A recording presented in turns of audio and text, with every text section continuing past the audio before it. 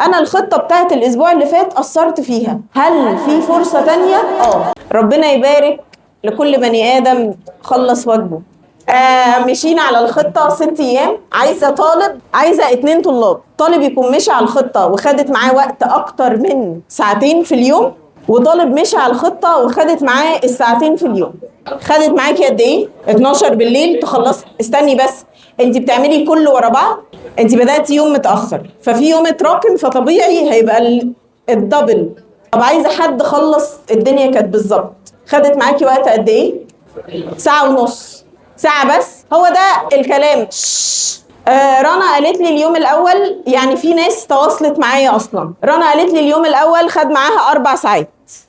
في بنوتة تانية خد معاها ساعة. طب الفرق ما بين هنا وهنا هو مذاكرتنا طول الترم كانت عاملة ازاي، واحنا بنحل كتير كانت عاملة ازاي، بلس كمان انت بتحبي قوي، فانت قاعدة بقى، انت انا مش سايباك. انا عايزة المذاكرة بتاعتك للانجليزي ما تاخدش اكتر من 2.5 ساعة في اليوم. طب انا ما فتحتش الانجليزي من اول السنة، يبقى هياخد اكتر من 2 2.5 ساعات، 3 ساعات، الا 3 ساعات بالكتير لو انا ما فتحتش الانجليزي من اول السنة، عشان نوصل للخطة بتاعتنا وهدفنا صح. يا ميس انا الخطة بتاعت الاسبوع اللي فات قصرت فيها، هل في فرصة تانية؟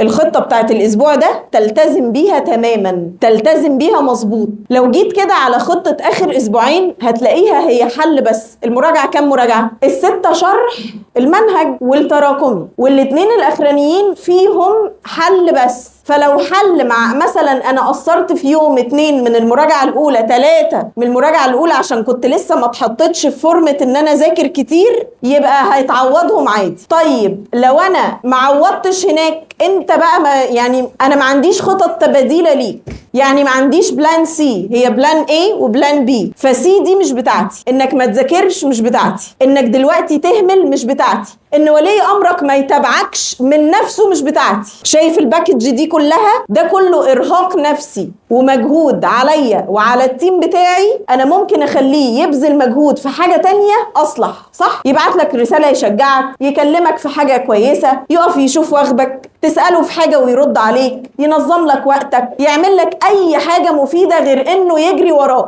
خلاص؟ فركز بقى كده، الفترة دي انت جاي لي بنفسك مع نفسك. طب ما التزمتش من نفسك، انا مش هحارب عليك تاني، خلاص؟